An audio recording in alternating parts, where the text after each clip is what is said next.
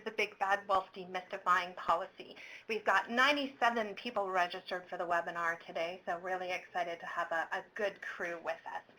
And we're here today because often when we say the P word, we find that people start to get a little bit anxious. It's a word policy that sometimes people don't understand. Sometimes people have some misconceptions or some ideas around it, that it's a big deal, that it's scary. And I really developed the webinar today to try to introduce some introductory and basic concepts to try to get people to see what policy is, maybe a little bit about what it isn't, and how you can start to dip your toe into the wonderful waters that is policy work. And really the reason we're here today is because policy does have an integral role in making our communities healthy communities or unhealthy communities. Many of the health conditions that the populations that we work with face can be directly linked to policy outcomes. My favorite thing about the quote that you can see on your screen right now, poor living is a result of poor environments, which are a result of poor policies, is that someone from the Ministry of Health and Long-Term Care actually gave me this quote. And what it really does is underscores that if we want our strategies and our programs to actually improve or promote the health of the populations that we work with, we have to address the poor policies that can lie underneath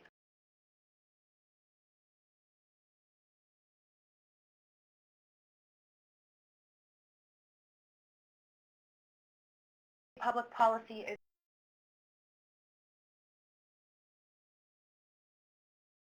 not a new concept.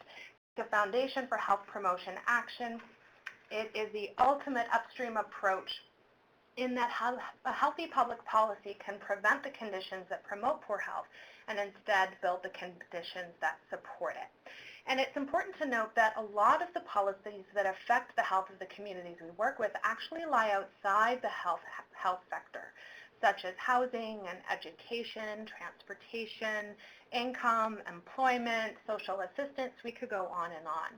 So when we talk about healthy public policy, we're referring not just to health policy, but to all of the policies that can inform, that can impact health from all different sectors. So every member of the community has a role to play in policy change. Whether you're a manager or a decision maker, whether you're a health advocate, whether you're a lay worker, a volunteer, lots of us can get confused about what it is, why we should get involved, and how we should do it. And in fact, lots of folks get a little bit panicked when they hear the word policy, like I mentioned. It's not as big and as scary as you might think. Like with lots of other things, once you have a clear understanding of what policy work is, and you can demystify the process a little bit, you can get started with a little bit of a leveler head. And that's why we're here today. So in today's webinar, we're going to talk about what the heck is policy. We're going to explore some of the broad concepts. We're going to talk about why would you want to do it anyways, and the role of policy in promoting health. And we're going to talk about how not to be afraid and make the P word just a little bit less scary. And I should also mention today that this is the first of a series of 4 policy webinars that HC Link is putting on this year. Next week, we have one on working with municipal staff. In October, we're going to have one on how to work with elected officials. And in November, we're working with some folks in the Ottawa area, going really in depth about a healthy eating and active living policy that they've put into place in their daycare settings. And we're going to have the perspectives of public health, municipal staff, and daycare staff in that policy. And we will have more information about all of those webinars on our website coming very, very soon. So we're going to start off with a little poll. I want to find out a little bit more about you and what your experience and comfort level is with policy. So if you'd all take a moment just to click on the poll on screen and let me know if you're quite new to policy, if you've been working in it for quite a while, or if you're an expert and maybe you want to type in the chat box and share some of your experiences with us as we move along.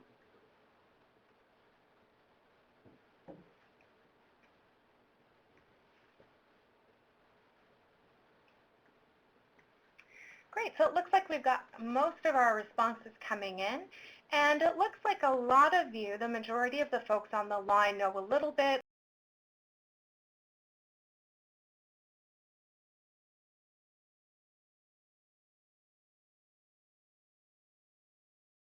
and moving forward with some of your policy objectives. So I have another question just to test you all a little bit here. And that is, how do you define policy? What are some of the words that you can use to describe it or to explain what policy is?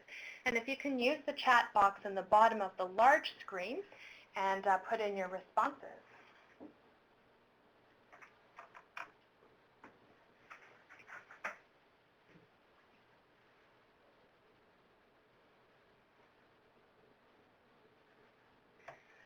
So we've got some great responses coming in so far. Lots of people refer to policy as a guideline, and I'm going to talk about that a little bit later.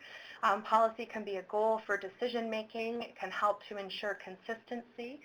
Policy is a really good indicator of the social values of the organization or the setting or government that has created the policy. Policy affects our health and wellness. It can be evidence-based.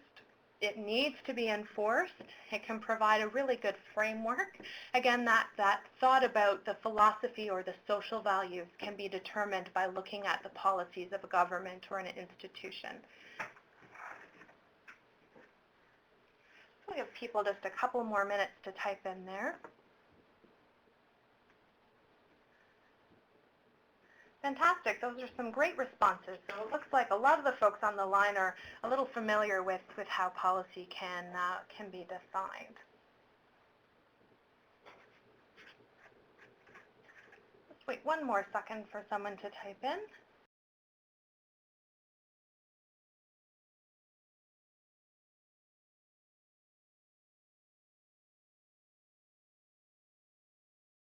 So I just want to mention again at the top of the right-hand side of your screen in a box called Files, you'll see the handout for today, and you can download that handout.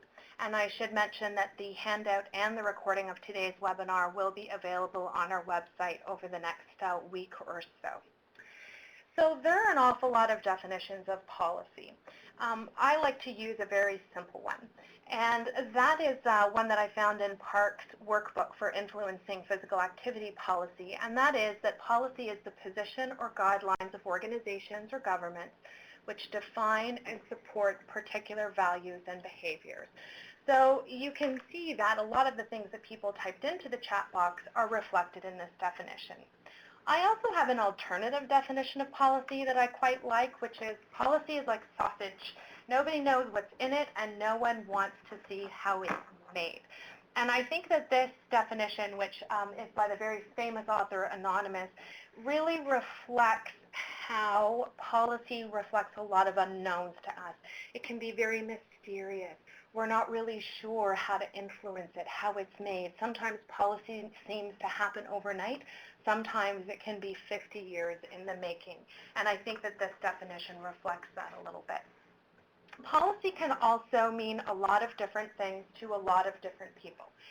To people who are working in government, including in municipalities, the word policy can summon up years of work, of lobbying, of rewrites, of trying to get people on side. If you're in a workplace, policies can guide the behavior of your employees and your colleagues. They can set the stage for expectation for how the work gets done.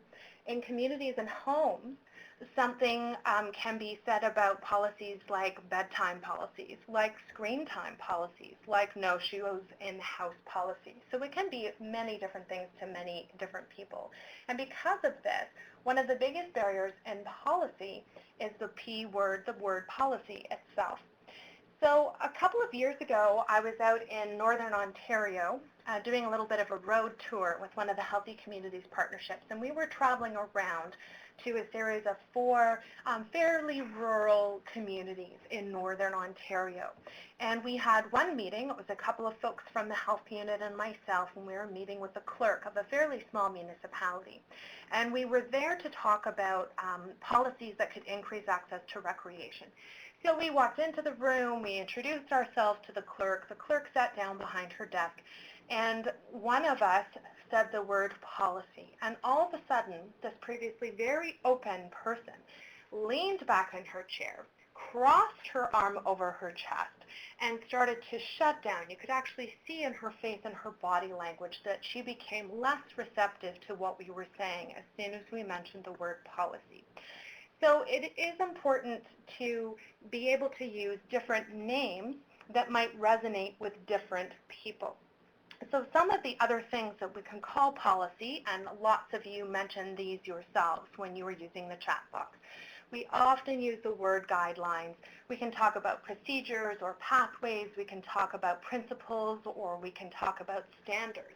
And I think all of those things are fine. If we go in and we start talking about guidelines that you can implement to increase access to recreation, or guidelines you can put in place in your daycare center to help increase physical activity and healthy eating, people can be much more open to that.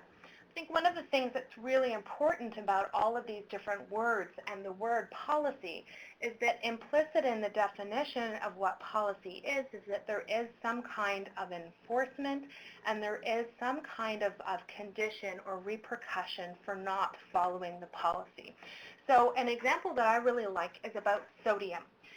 As a national policy, there have been many national task force that have made recommendations about limiting the amount of sodium, limiting the amount of trans fat. But the government at this point has chosen not to do that. They have chosen to do a guideline, one that manufacturers can follow, but they do not have to follow. And so the real difference there is that some are not. Whereas if it was a policy that was actually enforced and there were fines or some other kind of enforcement procedure in place, we would see all manufacturers and all restaurants and all players actually following those guidelines.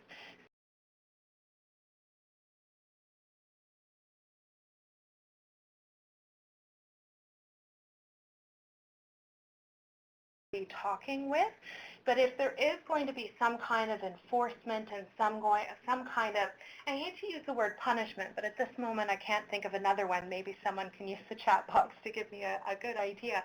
But if there isn't going to be that aspect of enforcement or consequence, thank you, Ashley, then maybe the word guideline or standard or principle actually is more appropriate. So we also have a variety of different levels that we can have policy at. And we're going to use the terrible terms macro, meso, and micro. So at the macro level, these are things that happen across all levels of government. So they can be policy tools such as legislation, regulations. Some programs can actually be legislated because they're a policy that's actually written into legislation. At the meso level, we have policies within organizations. So perhaps some workplace policies, healthcare settings, policies within schools or grocery stores and restaurants. And these guide the day-to-day operational practices of staff, of volunteers, of clients. And then finally, we have the micro level, homes and neighborhoods. So perhaps there is a park in your neighborhood that is an off-leash area. So that might be a policy. Again, a lot of the policies in our homes and neighborhoods might be unwritten. No loud music after 9 o'clock. No shoes off when you come into the house. So those are just some examples of the different kinds of levels. So I'm going to put you guys to work again, and I've got another question for you and another chat board in the middle of your screen. So I'd like for you guys to think about the policies that impacted you today from the time that you got up this morning to the time that you arrived at this webinar. And again, you can think about all of those different levels, the meso, the meso, and the macro level. What are some of the different policies that affected you?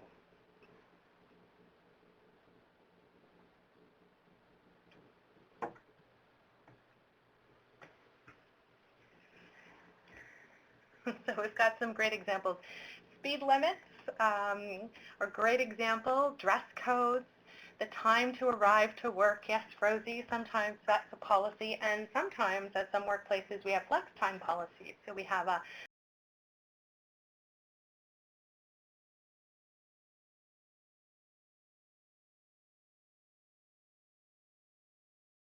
wearing seatbelts, transportation policies, things that govern traffic, that help us to drive well and safely.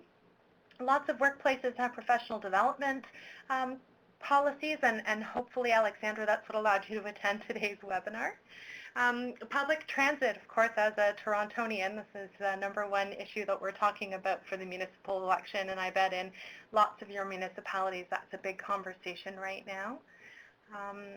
Lots of workplaces and schools have cent-free and nut-free or peanut-free schools and workplaces. Bicycle lanes, another favorite of mine. Anyone who ever follows me on Twitter will see an awful lot about bicycles, bike lanes, and bicycle safety. Great, so those are fantastic examples. Thanks, everyone.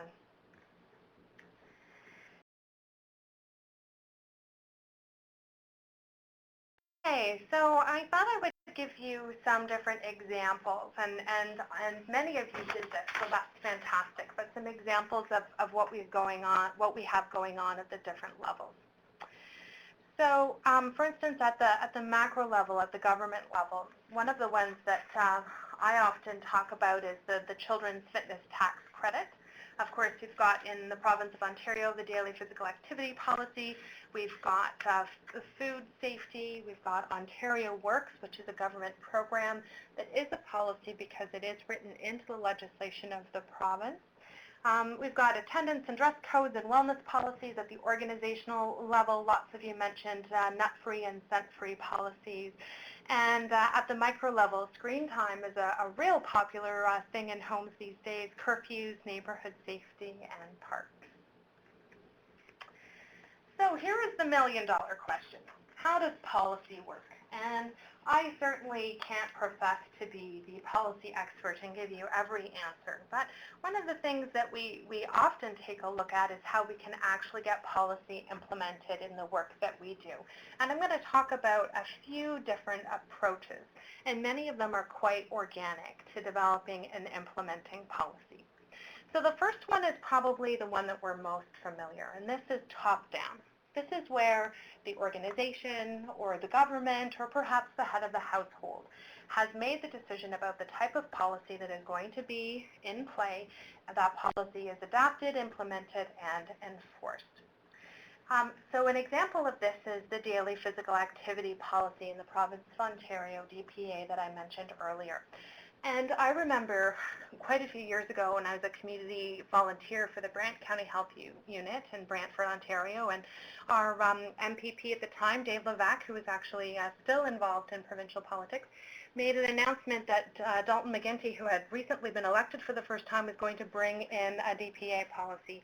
And there was standing ovations in the room. We were all really excited that the government was making a commitment to having kids be active 20 minutes a day, all kids, every day. One of the things that I think has been a challenge with the DPA is that there actually hasn't been that enforcement or that consequence for schools who are actually not following that policy. And there's a variety of reasons for that. I don't really mean to criticize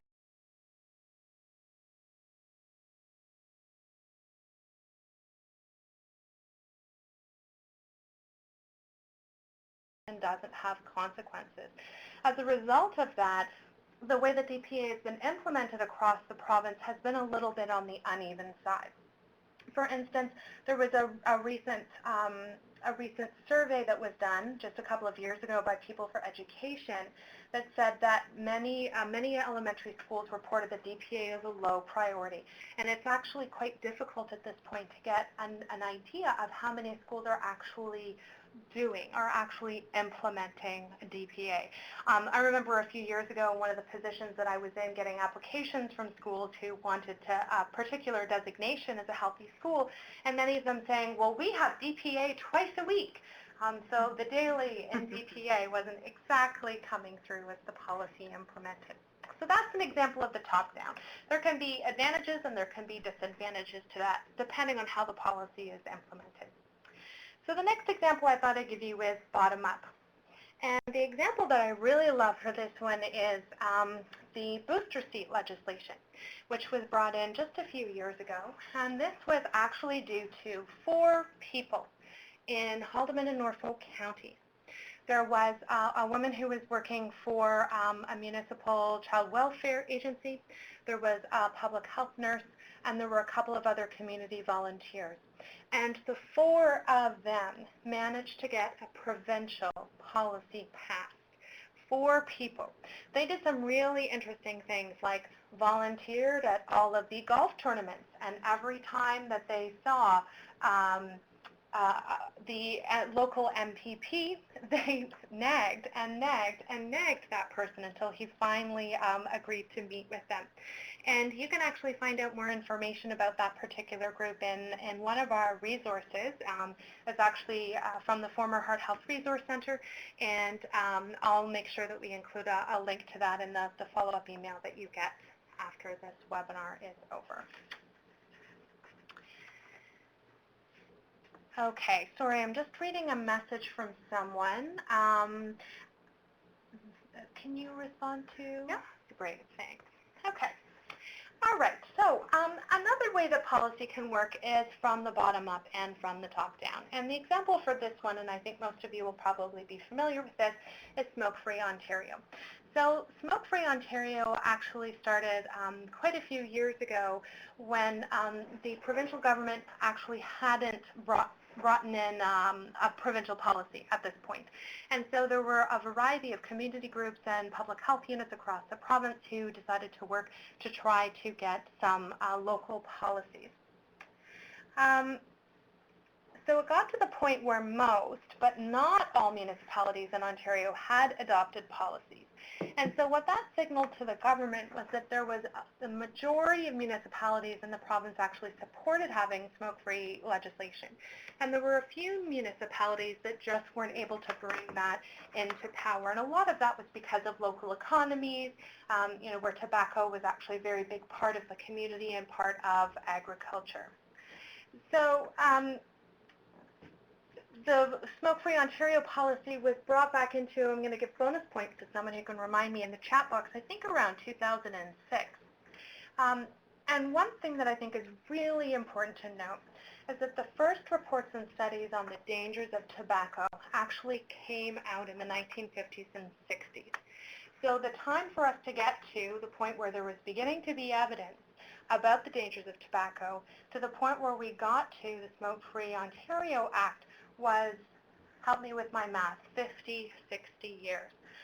So one of the things that I think people can often get pretty discouraged about when it comes to policy is that it can really be a long time coming. And I'm going to talk a little bit later about the importance of being patient with your policy work. So we've got top-down, we've got bottom-up, we've got top-down, bottom-up. And the last one that I'm going to talk about is one I like to call the scoop. It's actually Jennifer Wilson, who at the time when we actually developed this workshop together, and she was working at the Physical Activity Resource Center Park at the time. And this was an example that, that Jen had from her work in working with Ontarians with disabilities. So the example we have for this one is the Accessibility for Ontarians with Disabilities Act. And probably lots of you are familiar with this because this is legislation that has come in kind of in steps and stages within the last couple of years. And the reason that we call this one the scoop is because the policy came in from the government. But what happened is when the government started talking about this policy, and like I mentioned, they had a very staged or stepped approach to introducing this policy, where the legislation was introduced in bits and pieces, allowing organizations to really pick up on it, is that once the legislation started coming in, there were a lot of advocacy groups, there were a lot of provincial associations, there were a lot of people within communities who then picked up on that legislation and then worked within their communities, worked within their advocacy groups to actually help people move forward with that. So I think it really speaks to the role that folks like us can have in supporting and promoting policies that come maybe not from ourselves or from our agencies, but that align with our mandates and with our work. So that's a little bit of information about some of the different ways that policy can happen and a few of the basic concepts. But I think a lot of times the big question that we tend to have is, why in the world would I want to do this whole policy stuff anyways? It can often feel like we're hanging at the edge of a cliff, or with one wrong step, we're about to plunge right on into the ocean.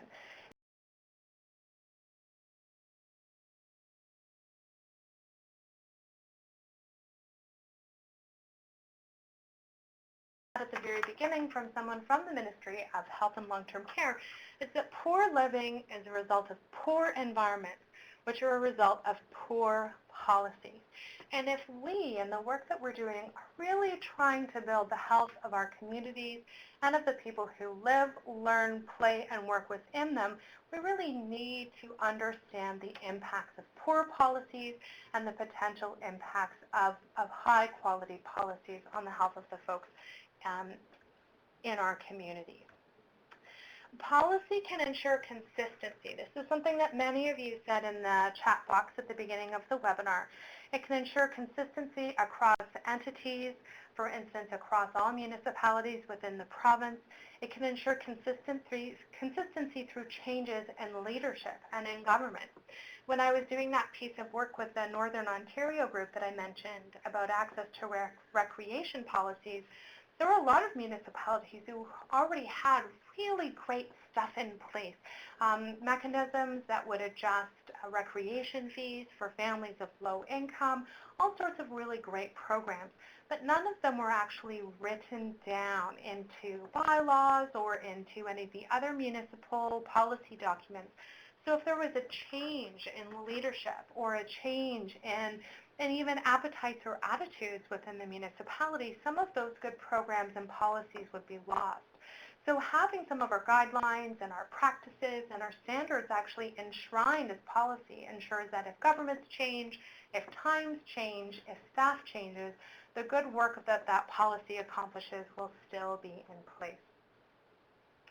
One of the reasons that people also tend to really like policy is that, oh, I've gotten ahead of myself. One second. So healthy public policy can be good, and it can also be not so good. In an ideal world, good policy is really informed by evidence, and it helps to bring about an important change through a variety of policy tools, like legislation, like bylaws, the things we've already talked about. Again, going back to the Ottawa Charter, good healthy public policy makes healthy choices easier. And if we choose the right policy and if it's implemented well, it can lead to healthier individuals and communities by addressing the chronic disease risk factors and social determinants that negatively impact a community's health. For example, and I think this is a pretty easy one that I think lots of you will have some experience with. If we want to look at community-level policies that can make it easier for people to have access to good, healthy foods and can make it easier for people to choose healthy foods, then taking a look at our zoning bylaws that allow grocery stores and farmers markets and community gardens, those are going to make things easier. Having transportation routes and bus stops within walking distance of grocery stores, those are going to make it easier. On the other hand, bad policy can make it more difficult for people to make healthy choices. It can establish or reinforce structures that disadvantage groups of people. And so it's really important when we're talking about policy to think about equity for a moment. We often really favor policy because one of my favorite policy terms, it's a blunt instrument. It applies to everyone equally and it's meant for the greater good. However, many well-intended policies can have unintended consequences that create health inequities. They can create differences in health outcomes of specific populations, and those differences are systemic, patterned, unfair, unjust, and actionable. They are not random, and that's Margaret Whitehead's definition of health inequities. For example, if we go back to the earlier example of the federal children's fitness tax credit. So this is another tax credit that lots of us, in particular in physical activity promotion,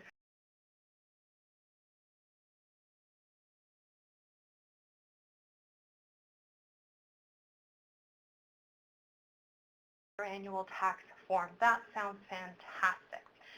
What's really important to note, though, is that there may only be a certain percentage of families who can afford to send their kids to those activities and thus get the reimbursement on their tax forms. So if we think of in Canada, only 7% of children and 4% of youth are actually meeting the Canada's physical activity guidelines, the tax credit can miss large groups of the population. Low-income families who can't afford to pay those registration fees, like I mentioned, and then have to wait 9 to 12 months and only get a portion of those fees back. There's also a significant portion of the population that don't file income tax returns, and so they're not eligible for that tax credit.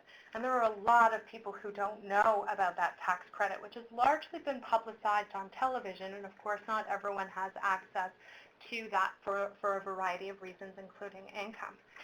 So we certainly do have to be careful when we're considering policy options that they don't and won't actually create or cause inequities by widening the gap between vulnerable and marginalized populations and the general population. Policies can be a powerful tool to make sure that individuals and populations have what they need to be on a level playing field. Now, I just want to make a comment about this slide because it always comes up when I use it in a workshop. And one of the reasons that I use this slide is so that those comments keep coming up. But because we're muted and it's hard to type into the chat box, I thought I would precipitate you all and talk a little bit about this slide. So I love this slide because on the left-hand panel, you can see that the notion of equality is giving everyone the same thing. So those three kids of different height all get the same height box. So that is equality, and that's often what a policy does.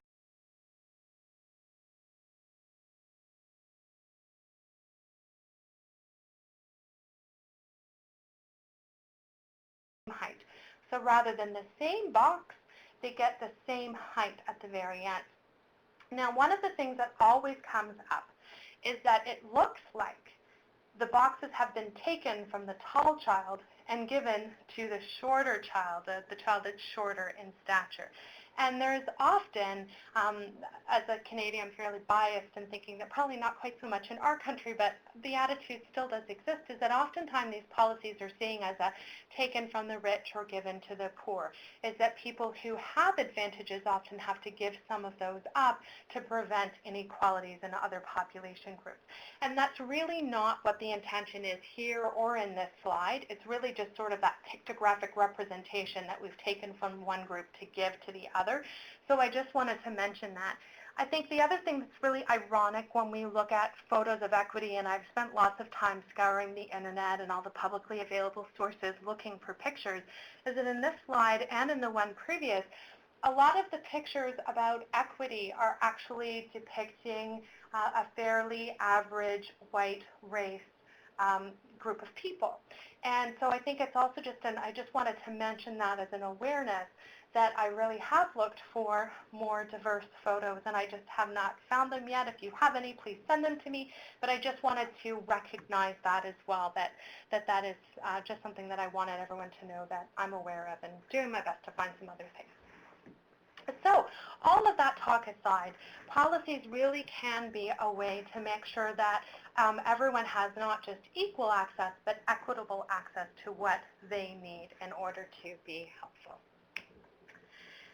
So I'm going to move into just the last section of the webinar, but I do just want to remind people to please feel free to use the chat box throughout the webinar to ask questions or make comments or post resources, and I will be coming at the end of the webinar. We'll have lots of time for questions.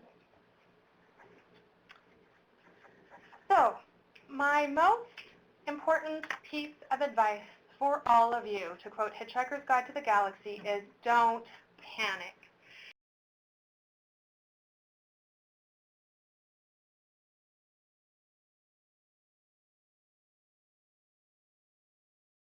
Oftentimes we talk about big P versus small p policies.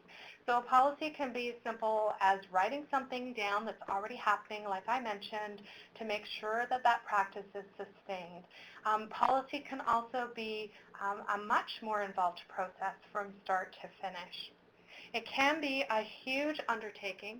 It can often require a lot of research. It can require advocacy and enforcement and monitoring and a lot of patience. And sometimes you don't even know which way to turn or if you can even turn at all. But one of the good things about working in policy, particularly in this province, is that we actually have a clearly defined process that can help us embark on our policy development work, and that is a clear roadmap to take you from point A to point B. And it was developed by what was then called the Health Communication Unit and is now a part of Public Health Ontario, and it is the roadmap to policy development. Now, this roadmap was actually developed as a little bit more of a linear process, and I actually took it and made it more of a circular diagram. Because I think what's important is while it is a step-by-step framework, it can be more of a circular or even circuitous process. Sometimes you can go back and forth between step 2 and all of a sudden you can advance to step 6, and then all of a sudden you have to go back to step 3, and sometimes you have to start all over again. Sometimes there's a change in government, a snap election, a change in appetite. Sometimes there might be a policy issue that you've been really passionate about for a long time, and then all of a sudden something has happened in your community. There's been a local circumstance that can actually allow you to move forward on that policy process. So it's important to have a sense of what the steps in this policy roadmap are, but it's also important to know that you might have to go back and forth, and it may not be quite as linear as you want it to be. There are a lot of different workbooks that are based on the framework, and I'm going to talk about resources at the end and give you an idea of where those are as well that can really go into some really good details as to this whole process. I'm not going to go through the steps in a lot of detail because that could be a whole other webinar in and of itself, and Public Health Ontario does have a really great webinar on this very topic that they do on a regular basis. But I definitely want people to know that it is there, and Melissa has just put up a couple of great links in the chat box for the roadmap and for the accompanying workbook as well. So I'm going to wrap up today's webinar by talking about some of the common barriers that I've found in supporting people who are working in policy. And a lot of the material for this part of the webinar actually came from a Twitter chat that I hosted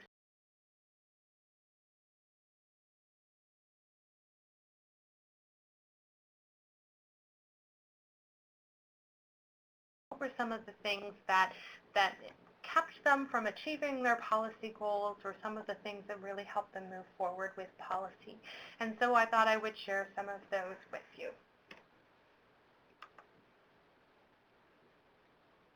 So in policy work, and I think it's probably fair to say as with most things in life, language can really be a little bit of a barrier.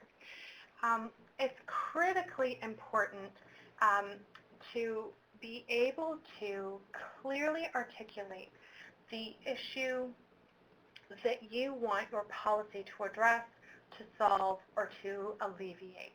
And so you really want to be able to clearly talk about the issues and articulate the desired change that you want to see. You want to also be able to frame your argument both for the people who are going to oppose your policy and for the people who are going to be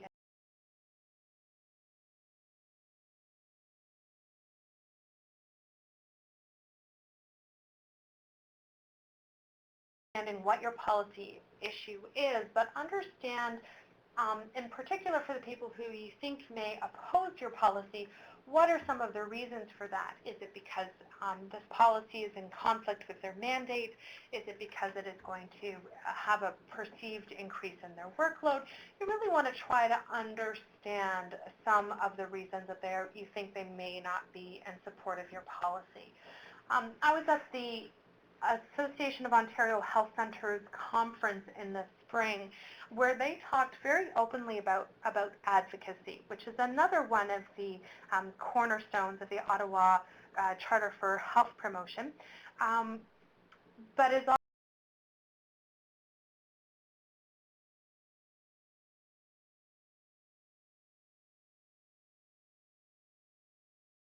the reason that I brought this up. Oh dear, I looked at one of my colleagues here in the room and I lost my train of thought. Anyone remember what I was going to say? No. Okay. I might be able to come back to that. Oh, I remember what I was going to say. When we're doing advocacy work, and advocacy really is, the advocacy and policy are very closely related as types of work, is that we really need to think about who our messages are for. And we often, to use very common English phrase, we often preach to the choir. We often tailor our messages for the people that we think are going to agree with us. We often stay away from the people that we think are going to disagree with us. Maybe we don't want to get into that kind of conflict. Maybe we know that we're not going to be able to change our minds. But when we're doing advocacy work, and this is what one of the panelists at the AOHC conference, which is why I mentioned it, talked about, is that the people we're really trying to go after are the undecided. And right now in Ontario, we've got municipal elections happening right across the province, and I'm sure you've all got lots of polls going on in your community. And it really depends on your community, but one of the polls that I read for the City of Toronto just a couple of weeks ago said that there were 17% undecided. When we're looking at policy change, these are the people that we really want to go after. These are people who have not made up their minds, whether those are elected officials that have the power to vote for or against your policy, whether you're working with a court of public opinion. You really want to have a sense of who your fence sitters are and how can you tip them, hopefully onto your side of the fence as opposed to the other. Hand in hand with that, and I think a lot of these concepts really overlap, is understanding what the level of community and decision maker support or lack thereof is. If you've got support for your policy, it's fabulous. Even if you've got a lot of undecided, you can work with those folks to hopefully bring them on side to your policy. If there is not community support or decision maker readiness for policy change, then you have some decisions to make. You can choose to carry forward with your policy efforts knowing it's going to be an uphill battle, or you can choose to adopt a kind of health promotion strategy. For instance, some awareness raising, or maybe there are some other steps that you can work on in the meantime. And one of the things that I think is really interesting about policy, obviously I'm biased because I think that it's all fascinating, but one of the things that I think is interesting is that there are a lot of things that we do in health promotion and public health policy that actually are a part of the policy development process. Awareness raising actually is an important part of the community, of the policy development process, because you want to build, again, that court of public opinion. You want to create awareness and demand for the policy. You want people to know some of the issues that are behind it. And that is an important step. And if you don't have that community, that sense that the community is ready for your policy, then you may need to go back to some of that. And we do have a great resource. Again, I'm always a little bit biased here, but Melissa just posted a link to a resource that we published a couple of years ago called Are We Ready to Address Policy? And it really goes into that one particular step in the policy development process about assessing community readiness for policy change. So another really important part of policy development work is knowing where to start and knowing who to involve. Once you have a level of support, or you don't, you can decide how you want to move forward. And one of the key parts of policy work is working in partnership. It's developing relationships, and preferably relationships that you already have, with people who can help you to move forward, and also developing the relationships with those who can keep you from moving forward. And I think part of what's often thought is that if people aren't on my side, they're against me. And if people aren't for my policy, they're against my policy.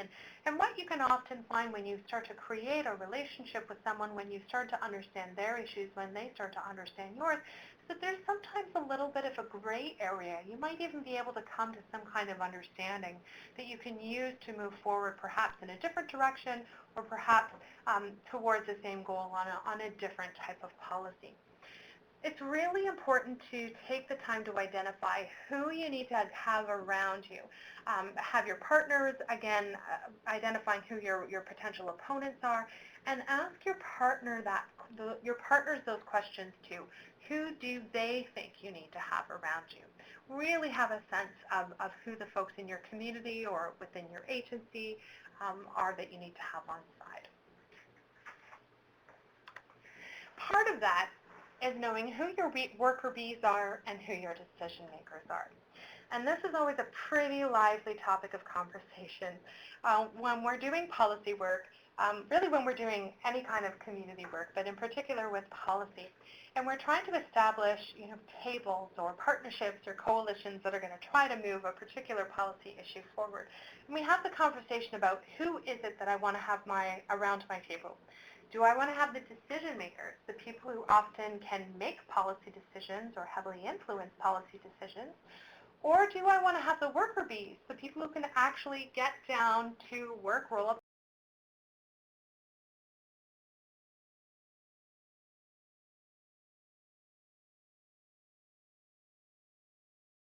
decision makers, and having those the worker bees around your table that can actually brief those decision makers in your corner is important too. So it's often a little bit of a challenge in terms of figuring out who should be around your table and actually getting those people to your table. But there are ways that you can leverage everyone that is working with you. So I mentioned right off of the top that a lot of the policies that affect our health are made outside of the health sector. And so partnerships, intersectoral partnerships, partnerships with people in different sectors than you are really key here. And I mentioned when I started the section about barriers that language is really key. Knowing how to frame your issue, quote unquote, so that they are the issues of your partners in language that they use. So I have a great example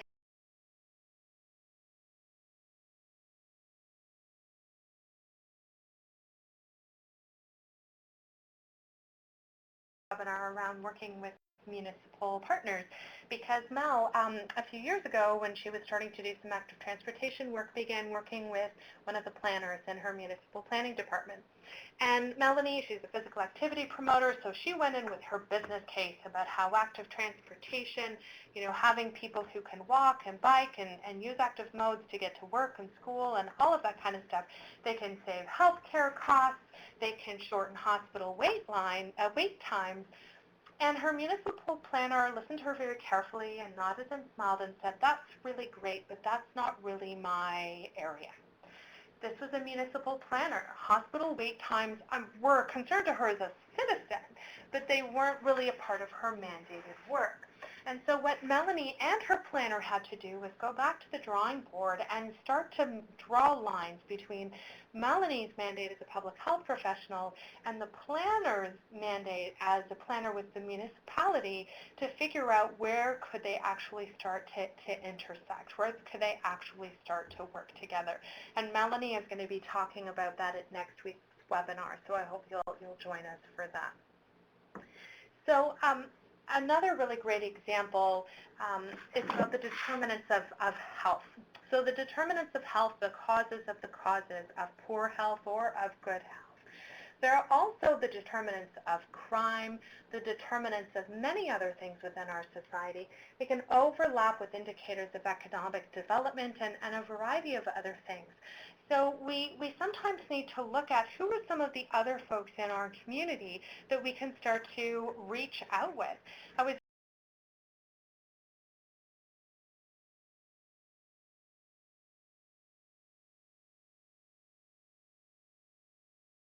said, I want to work with these kids so that they're healthy, so that they know how to make a good decision, so that I'm not going out to their house when they're a teenager and putting out a fire that's burning their family home to the ground.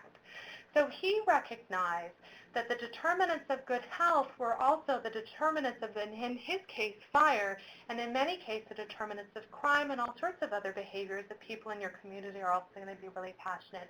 So don't be afraid to really kind of cast your net wide and thinking about what are the policies and what sectors that influence the health of the people that I'm working with. So another way to really frame that, and it's kind of fairy tale day today here at HC Link. We talked about the big bad wolf and the three little pigs, and now I'm going to talk about this really great children's book called The Stone Soup. And I don't know if you're all familiar with this book, but I'll just give you a little bit of an overview. And with making stone soup, I mean, you can have a pot, you can put water in it, you can put 3 or 4 stones in it, you can say that it's stone soup, and it's really only so far that you can go. But if everyone comes around that pot and brings something that they have, someone brings some onions, someone brings some carrots, someone brings a nice meaty bone, all of a sudden you do have a robust soup. It's not just stone soup. And so I liken that to policy work, is that everyone can come to the table with a little bit that they have and contribute that to the whole. Key ingredients in the stone soup of policymaking are your partners, your relationships, creating a common understanding, clearly articulating the issues and the goals. And of course, you need to season it very heavy with patience and patience and patience and a really good dose of good planning. So sometimes working on policy can seem a little on the insurmountable side, and you can feel really small in the face of it. But if you're creative, you can always find a way to achieve your policy goals. So I'm going to talk a little bit about resources, and then we're going to move on to some questions. And feel free to start stocking that chat box with some questions, and we'll get to those in just a couple of minutes. So I've mentioned some helpful resources already. The Health Communication Unit, their website is still live, and they've got all sorts of fantastic resources, both their own resources and partner resources. And I drew heavily on THCU's resources as well as the Park Physical Activity Policy Workbook and the OCDPA Toolkit for Healthier Communities for the material in my presentation. Again, in my slightly biased opinion, we've got some really great resources on the HC-Link webinar, the HC-Link website. And one of those is a fairly new resource that I just put together a couple of weeks ago.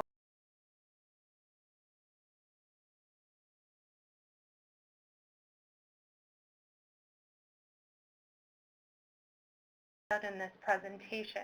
And also the handout that I had on screen earlier, and I will have again on screen in a couple of minutes, it will also be emailed out to you.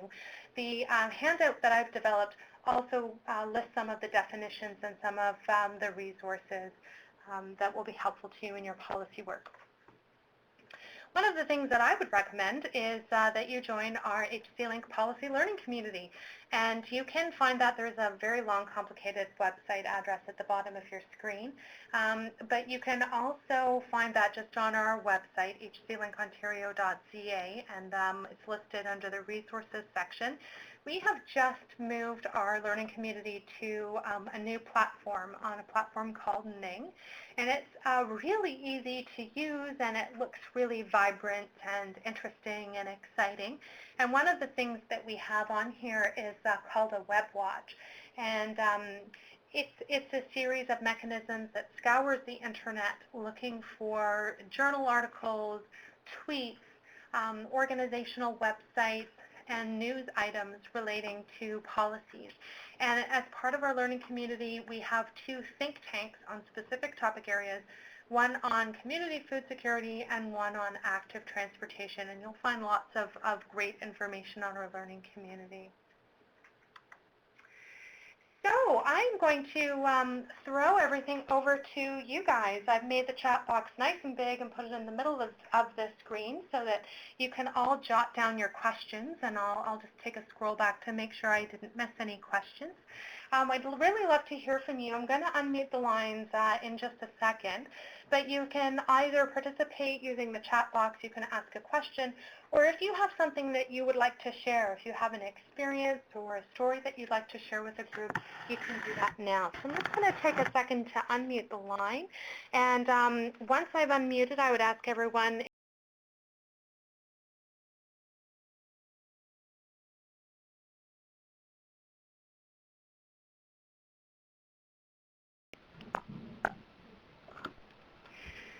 Okay, so any questions or stories to share?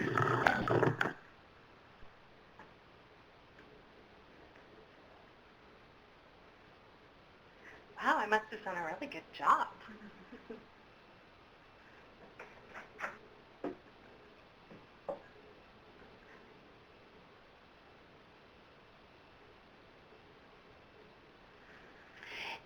Well, I have a question. I guess it's related. When I was learning for myself through this webinar a lot about policy, how much do we have youth engagement and knowledge with, how much are youth aware that they can impact policy in their communities as much as any other person?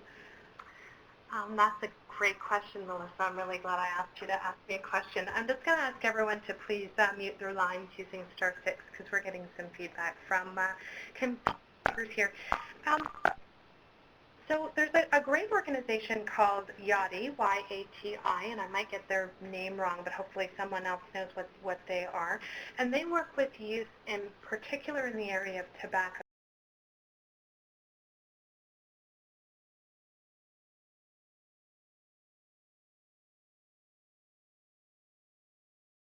and making some changes.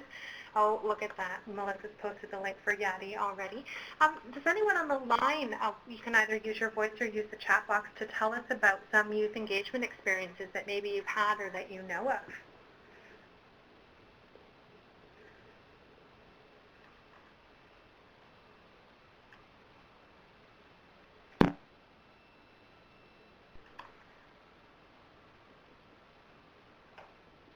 I'll just give everyone a couple moments to finish typing.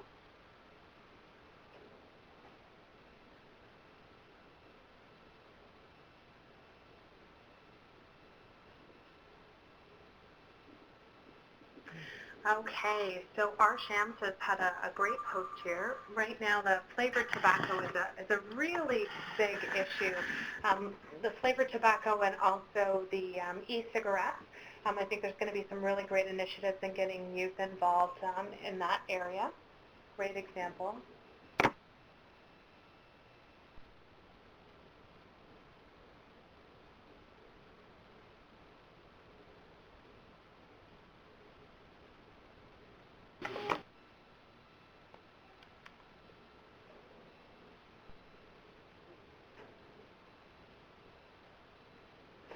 Okay, great campaign from Nancy too. It suggested no means no.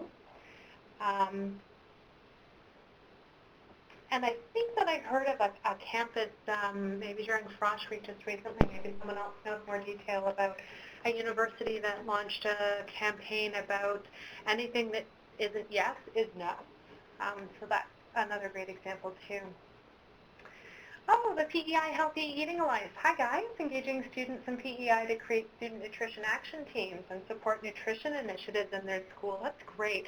I think the great thing about your question, Melissa, is that it really reminds us that everyone can have influence over policy. We often think about policies for decision makers and legislators and all of those folks, but really a few people working locally.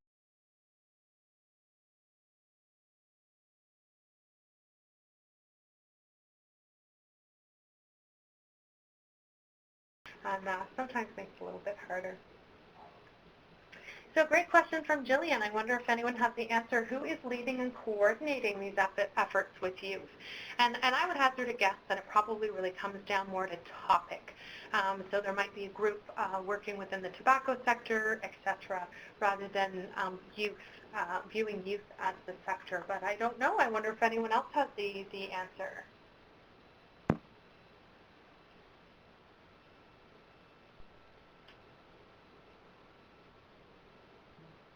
And Tanya has posted a link to the Healthy Living Challenge. High five. Thank you for that, Tanya. That was really interesting. Oh, and our Shams is reminding us that there are youth engagement advisors at public health units, and I think that started as part of the smoke-free legislation, and it carries forward, so that's fantastic. Okay, thanks for that question, Melissa. Does anyone else have any questions or stories to share or opinions to add to the mix here?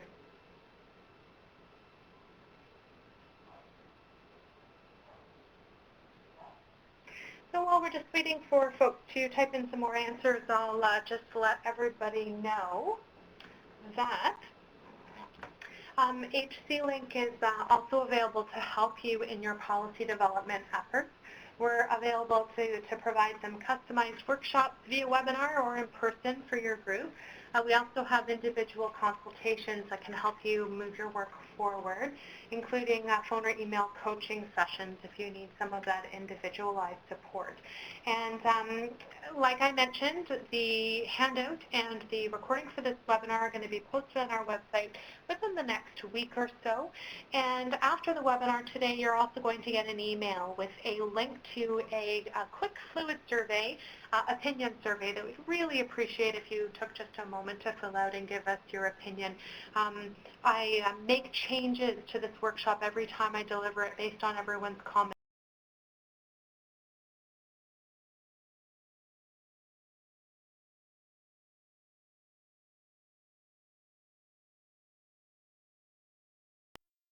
Just point you in the direction of a couple of the resources, again, that I've mentioned and that I used in this presentation. And in closing, I'd just like to say thank you to all of you for attending. Thanks to Melissa for being the host and the moderator today. And I will stay online in the chat box for a few minutes if you do have additional questions. And thanks everyone for attending today. Thank you, Andrea. The webinar was really informative for all of us. It's much appreciated. Thanks. Hey, take care, everyone. Enjoy the rest of your day.